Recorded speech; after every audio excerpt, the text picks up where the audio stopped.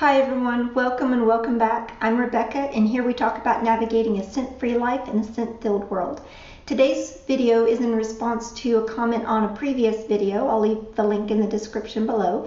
And it's from It's Just Kate 898 who says, "Hey Rebecca, would you be able to make a video about allergy-free yarns? This could be helpful for crocheters and knitters who have sensitive skin." Thank you so much for your question. I'm going to give a few disclaimers first and then we'll jump into the answer. First, I am not a healthcare professional, a lawyer, or a business consultant. So before you make any life or business altering plans, please consult a professional who can take on that liability. Now for the short but sad answer. In my opinion, there is no such thing as an allergy-free yarn, simply because what's an allergen to one person may not be an allergen to another person. Let me give you an example. Let's suppose you make Afghans and you want to sell them online. I'm online, I see your Afghans, and I chat you a question. Hey, can you tell me if there's any aluminum in your Afghans? And you think, no problem, I do not add any aluminum to my Afghans. Are you sure? Is any of your equipment metal? Could any of that metal be aluminum and then be getting into your Afghans? So you think, oh, I want to make sure this is good for everybody, so I will completely redo my line and I'll use plastic equipment. Wow, how generous.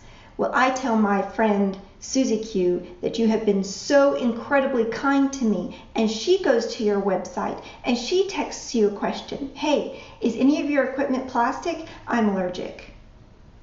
You see how complicated this can be? So that's why I would never use the phrase allergy-free. But what do you do?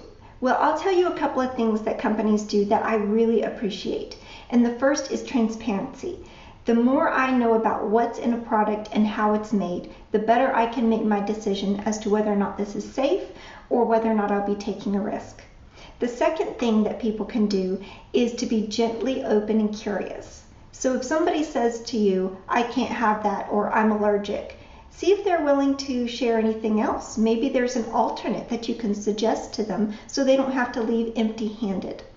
So in the description below, there's going to be a link to another video where she does a great job of explaining how things that we might not think could be allergens actually could be allergens.